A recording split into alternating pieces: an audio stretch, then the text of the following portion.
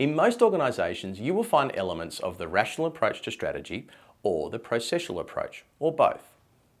There are two other approaches that are not as common, however, they are worth some discussion. The evolutionary approach to strategy is based on the principle that market forces will determine whether a company will prosper or fail.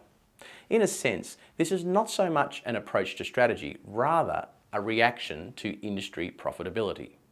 An example might be companies operating solely in commodity markets.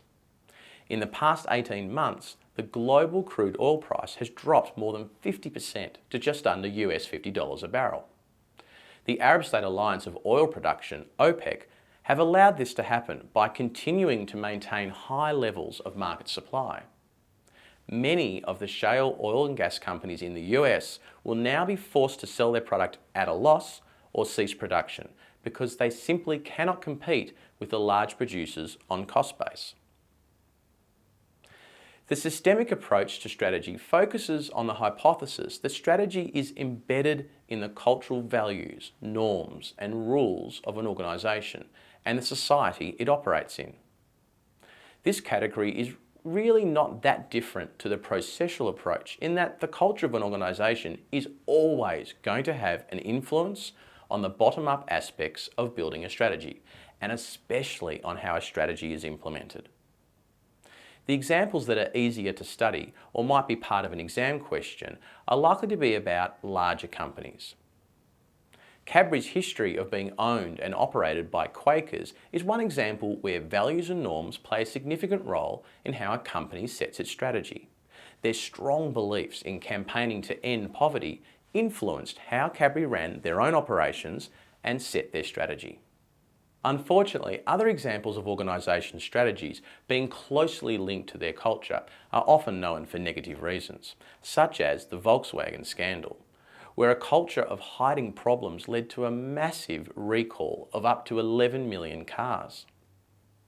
Or there is the famous case of Enron, where a culture quickly evolved that dramatically shifted the strategy of the company to one that was immoral and unethical.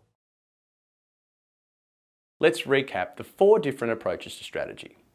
The rational approach is most likely to be driven from the top down in the organisation.